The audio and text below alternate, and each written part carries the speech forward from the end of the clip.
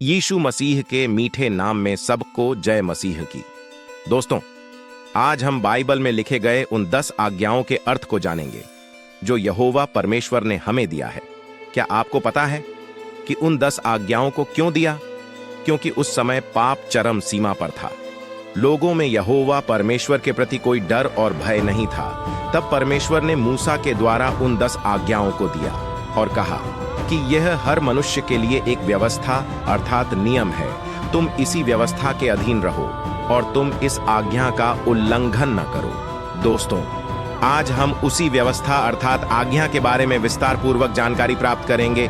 Video के अंत तक बने रहें। पहली आज्ञा, तू मुझे छोड़ दूसरों को ईश्वर करके न मानना।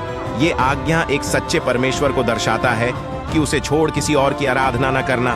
दूसरी आज्ञा, तू अपने लिए कोई मूर्ति खोद कर न बनाना, न किसी की प्रतिमा बनाना जो आकाश में व पृथ्वी पर व पृथ्वी के जल में है। तू उनको दंडवत न करना और न उनकी उपासना करना, क्योंकि मैं तेरा परमेश्वर यहोवा जलन रखने वाला ईश्वर हूं। और जो मुझसे बैर रखते हैं, मैं उनके बेटों, पोतों और परपोतों को भी पितरों का दंड दिया करता हूं। और जो मुझसे प्रेम रखते हैं और मेरी आज्ञाओं को मानते हैं, उन लोगों पर करुणा किया करता हूं।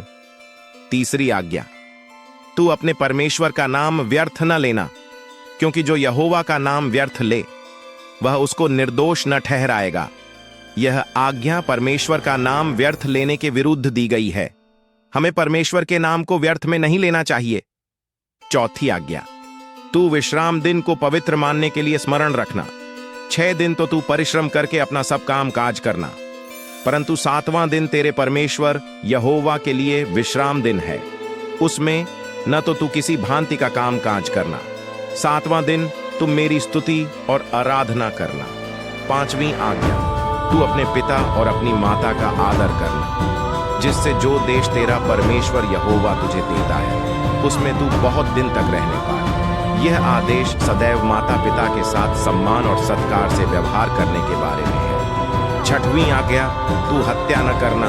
यह आदेश किसी भी अन्य व्यक्ति को पहले से ही हत्या न करने के लिए मना करता है। 7वीं आज्ञा, तू व्यभिचार न करना।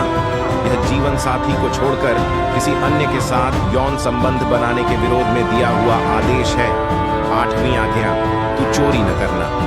यह आदेश किसी की कोई भी वस्तु को अपने लिए उसके अनुमति लिए बिना न ले जाने के लिए आदेश है। 9वीं आज्ञा, तू किसी के विरुद्ध झूठी साक्षी न देना।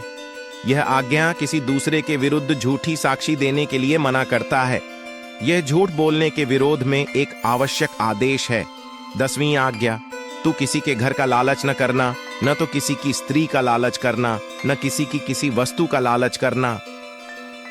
यह आदेश किसी ऐसी वस्तु की इच्छा करने के विरोध में दिया गया है जो आपकी स्वयं की नहीं है। मेरे प्रियो, आज हमने सीखा कि आशीष कैसे प्राप्त किया जाता है। हमने नूह और अब्राहम के विश्वास को देखा कि उन्होंने कैसे परमेश्वर के एक एक आज्ञा का पालन किया और परमेश्वर ने उन्हें आशीष दी।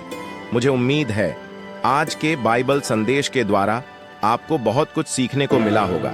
ऐसे ही बाइबल संदेश को और जानने के लिए चैनल को अभी सब्सक्राइब करें और प्रभु की महिमा के लिए एक लाइक भी जरूर करें। परमेश्वर आपको आशीष देगा। आइए हम प्रार्थना करें। महान पिता परमेश्वर, आपका हम धन्यवाद करते हैं कि आपने हमें 10 आज्ञाओं के अर्थ के बारे में विस्तार पूर्वक बताया है। परमेश्वर पिता, हम विश्वास में बहुत कमजोर हैं। हमारे मन में आपके प्रति विश्वास को जगाए ताकि हम आपके विश्वास में आगे बढ़ने पाएं। हमारे जीवन की हर एक आवश्यकता को पूरा कर, हमारे हर एक आंसू को पोंछ डाल। प्रभु जी, हमारे जीवन में बहुत सारे दुख हैं, तकलीफ है। हमें उन सारी दुख और तकलीफ से आजाद करें। सारा आदर और महिमा आपको देते हैं और इस प्रार्थना को यीशु मसीह के नाम में मांगते हैं। आमीन।